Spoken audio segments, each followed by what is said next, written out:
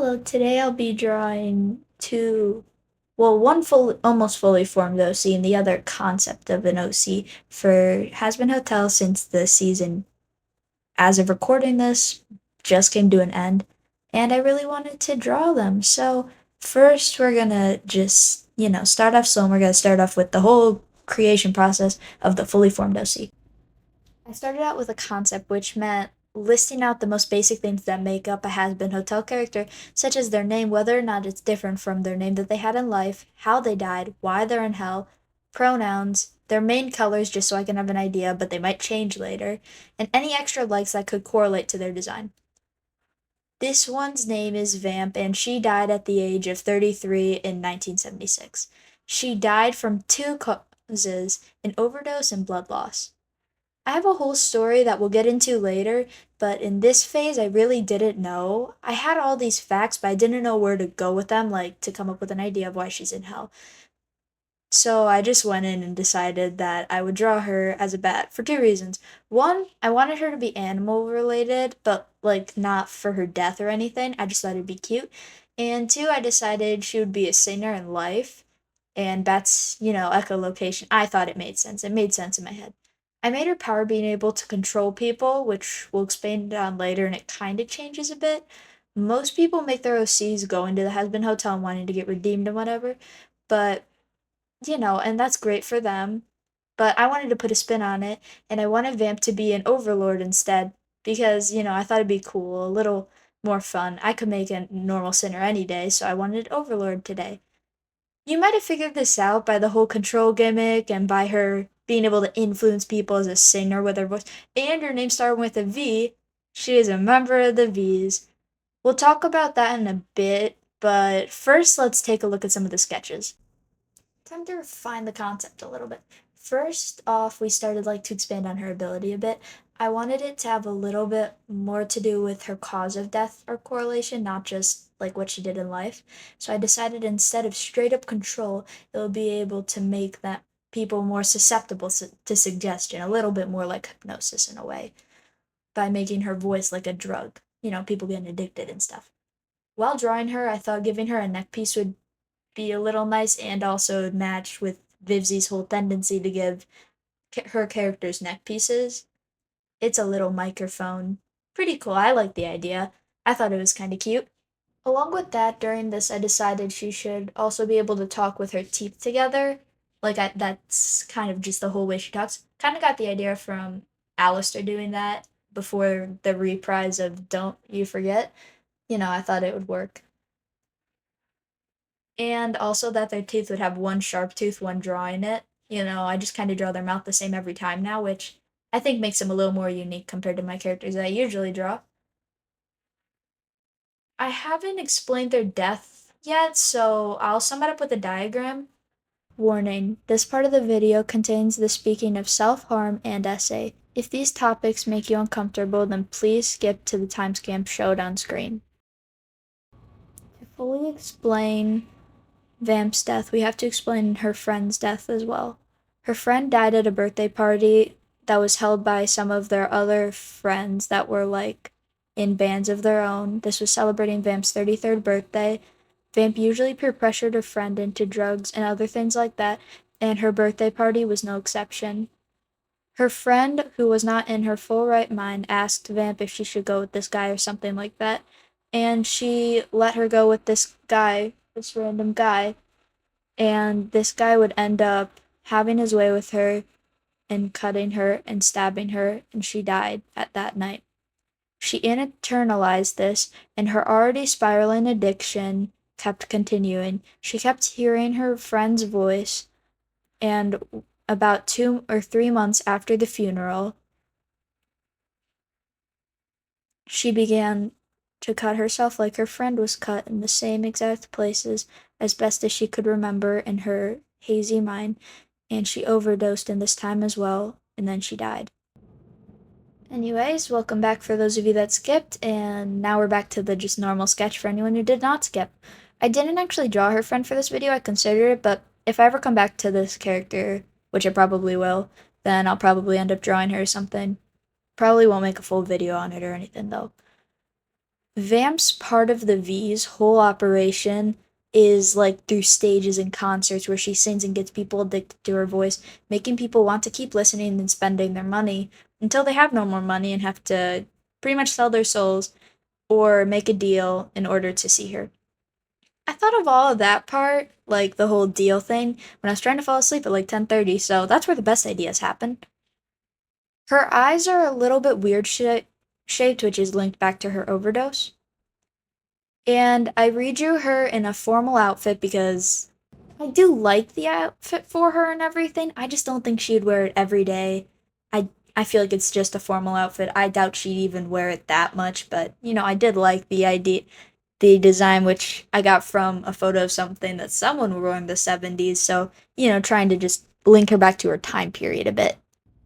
As far as her final design goes, I changed the outfit like I said, but I kept some of the same colors from her formal outfit, but I made her have a little more black in the outfit to make her like overall like pop a color just truly pop. She's covered in scars like I said in the part, but if you skip that part, she has like scars on her arm and like stomach. And she's kind of insecure about them, but they also remind her of her friends, so she doesn't really like seeing them. So, and she doesn't like other people seeing them, so she just covers them up. She doesn't really like seeing anybody's scars, really, especially those that like kind of match or resemble her own, and that'll kind of cause her to panic a bit if she sees them, or like just get a little more anxious and on edge. But she's gotten better about it, like as time went on in hell. Physically, she didn't change much other than me finalizing her wings being on her back instead of under her arm like I did in a few of the concept designs. And then I also picked one set of colors that were the most vibrant colors but kind of work well together and I like them together. So that's why I went with them and this is her final design. As far as her relationships with the other V, she is closest to Velvet, and I didn't ship it originally, but I kind of started shipping it just a little bit.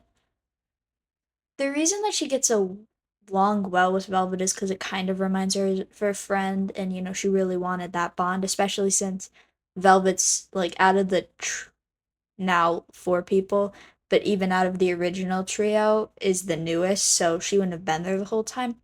She still gets along with the other V's, but she's okay with the other two only. She's like not, she kind of just turns a blind eye to Valentino's abusing of his workers because it's kind of like a see no evil type of ordeal. That's really it with Vamp as far as her story goes. With the ship, with like her and Velvet, I kind of see it as like it not being a full relationship, even if it was canon, because like my canon, even if it was my canon, it probably would still be like a little iffy because Vamp is kind of worried about hurting her, like she hurt her friend, and she views herself as horrible, but she kind of accepted it a while ago. The longer she's in hell, she just kind of accepts it more. That's really it as far as I've gotten with Vamp's story. She went from sinner to sinner. She is in hell specifically for gluttony, like with drugs, and also making her not being the best friend to her friend. That's not it though, because I don't think that'd get you really in hell. But she was kind of being unintentionally a bad person. She just got worse as she was in hell longer because she started to embrace it, I feel. I also drew her as a human design. I kind of went between two different hairstyles, but I think I like one better. I went based on reference images. So, yeah, this is also what she looked like as a human. Buzz is really still a concept. He was more of a test. I just did it because I wanted to see if working backwards would go just as well as working the way that I did. So starting with a sketch, like a little idea, and then answering the questions about him based on his design and stuff. I drew him as a B because like fully a B. I was going to make him yellow, but then I decided I really didn't like how it looked, so I made him purple instead. I had him I had him placed as dying in about 1993. All of the things that I'm going to say are open to change, but that's why he's a concept and not a fully realized character.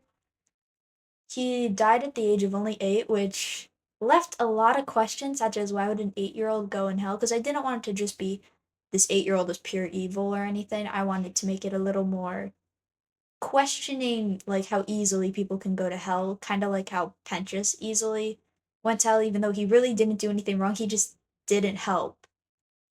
His He also has something kind of similar to Pentious in another way, which is that he didn't tell anyone what happened to him, which is that his dad was a serial killer, and Buzz would have killed people in life or like helped injure people in life by his dad's will. He just kind of didn't tell anybody. It wasn't a choice and it was a necessity, and it wasn't his fault, and I'm not blaming him or anything. But he didn't say anything. He didn't try and stop it. He just did it for survival like anyone would. His life would end similarly to, I think it's a honeybee. I could be wrong, but similar to how most people see bees' lives ending, hence his design, which is by trying to attack his dad and kill his dad, but ending up getting his weapon turned on him and dying in the process. Although I made it so that he was like surprised to be in hell, obviously, because he's a child. But, someone ends up taking him under their wing. I didn't come up with this either. Also, concept. I might take Buzz and make a full video about him and this friend, but who knows? I might never use him again. Well, we won't know until I make a decision. So that's really it. Not a lot about this character, but I'm sure I actually do like the idea. I think both ways work, starting with a design and going answering the questions, or answering the questions and then making a design. Honestly, I think the only way to fully answer all the questions, though, from this whole research basically, is by drawing a concept art, which is what I learned from Vamp. Like, I don't think I would have come up with a lot of the answers that I did if I didn't make a concept and I didn't draw it originally, because it made me change some things about her design. I'm sure if I did a full thing with Buzz, it would make me like reconsider maybe not his design, like maybe a little bit, maybe his outfit or something, but answer a little bit more questions if I went more in depth, but I didn't. So this is all we have for him. But that's it. Those are the two Hazbin Hotel OCs that I made. I will definitely be using Vamp because I love her. Buzz might not get used again, or he might get, recycled into a different character. I don't really know. Um, I hope you guys liked this video, and I hope you guys enjoyed Hazbin Hotel Season 2 like I did, which kind of influenced this whole video. Okay, well, that's all. Have a good day, everybody. Bye-bye.